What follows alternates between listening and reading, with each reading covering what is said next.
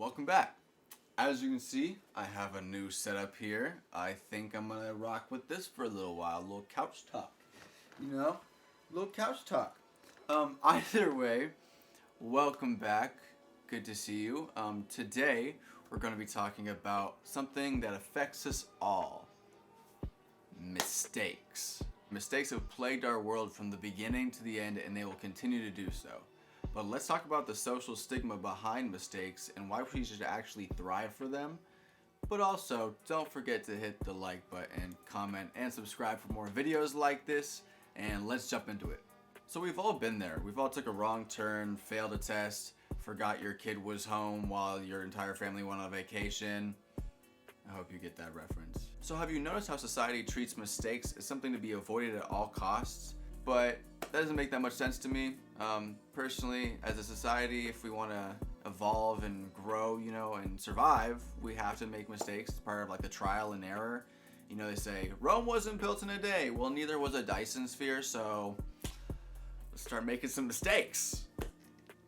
The fear of failure and judgment associated with making mistakes often leads us to not take risks or even pursue our dreams. And society has created this stigma that if you make mistakes, you are somehow incompetent or have a lack of ability, which simply isn't true. So we need to re-embrace a new perspective. Let's redefine mistakes as valuable learning experiences. VLE, if you will. But think about it. Think of all the inventions and all the creations of modern day. They had to go through so many mistakes and failures. Speaking of Dyson, Sir James Dyson, the guy who created the Dyson vacuum, had to make 5,126 prototypes to finally get to the final Dyson vacuum you see today in any store. That's so many for a vacuum. I would have gave up on 15. But he kept going, and look at him now. Now he's selling a bunch of other appliances besides vacuums. One powerful concept to grasp onto when it comes to mistakes is the growth mindset. It was developed by a psychologist, Carol Dweck, that emphasizes the belief that intelligence and abilities can be gained through dedication and hard work alone. By adopting this mindset, we learn to take mistakes as opportunities to learn, grow, improve, rather than things to just be ashamed of. One of the biggest barriers to making mistakes is the fear of judgment. But to be honest, others' opinions really shouldn't make our worth or determine our potential in the first place. In fact, many successful people have faced ridicule and criticism before achieving their goals. Look at Steve Jobs. He got fired from the company he created. What? With that being said, it's good to surround ourselves with a community that encourages and uplifts us and wants us to strive through those mistakes and grow. And embracing mistakes is often a vulnerable process. It requires us to open up, face new things we've never seen or tried before, and possibly fail. However, when we learn to be vulnerable, it creates this space for growth, innovation, and genuine connection between people. And instead of shying away from mistakes, we should learn to strive for them. Getting ourselves out of our comfort zone forces us to adapt and learn and grow, and that just brings us closer to achieving our goals. So to me, mistakes equals growth. Growth equals success. So how can we practically embrace mistakes in our lives? Well, here's some tips to get started. Cultivate self-compassion. I know when we make mistakes, we can often be too hard on ourselves, and I'm in the same boat. To be honest, I am in the same boat. But we need to learn to be a little bit more easy on ourselves. And so oftentimes I like to think of myself as a close friend, and for some reason I'm like, it's my friend. I need to treat him with such empathy and such. So just try to think of it that way. Number 2 is reflect and learn. I know oftentimes we as people like to just brush the mistakes off, away with you. Just out of sight, out of mind. But that doesn't really solve the issue at all. You kind of just forget what the issue at hand was. Yeah, out of sight, out of mind. But to actually grow and adapt, we need to face our mistakes and see, okay, what happened? What went wrong? How can I improve? Moving forward, we're going to do this. That's how we improve. Number 3 is surround yourself with supportive people. This is very important. You don't want to be surrounded with individuals that are going to chastise you for making mistakes. No, that sounds terrible. You want to be surrounded by people that understand that you make mistakes, and they also understand that they make mistakes.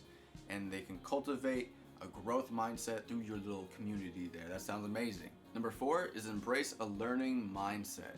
So there's this thing called extrinsic versus intrinsic goals.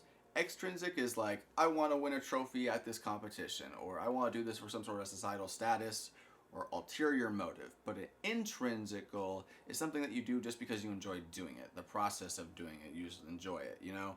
Like a person that just enjoys going to the gym has intrinsic goals just because they enjoy going there. Finally, number 5, take calculated risks, okay? Expose yourself to new experiences and opportunities for growth by pushing your boundaries. So I'm gonna dive into a personal experience with mistakes on my end, because you hear all these success stories and mistake stories about successful people like Dr. Seuss, Steve Jobs, Thomas Edison. I'm not any of them yet. Either way, I'm gonna tell a little mistake story that happened like last year when I first moved here to Seattle. I was meeting a lot of new people, a lot of new coworkers, acquaintances, friends, and including in that people group of new people in my life was the romantic life people, okay? So I was meeting a bunch of new people, very exciting, new experiences, and oftentimes there was red flags, and I would just ignore them. I would just try to rationalize it and just say, those red flags looking pretty orange to me. No, don't do that, please don't do that. That's a terrible idea. And because I did that, it came back to bite me in the butt, if you will. And oftentimes it would leave me feeling in this heartbroken emotion or melancholy or in like an awkward stage, and it was just no good feelings whatsoever came from me just ignoring the red flags. But from those mistakes I have learned, and now red flags I'm treating as red flags. Instead of the mindset of, oh, what am I missing out on?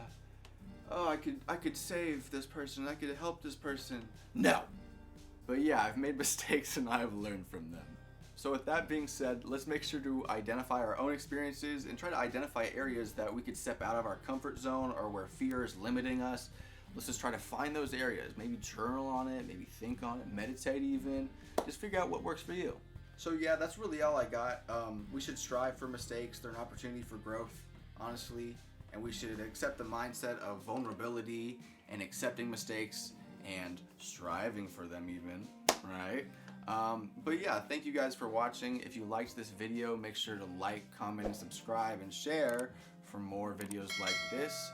And of course, stay curious.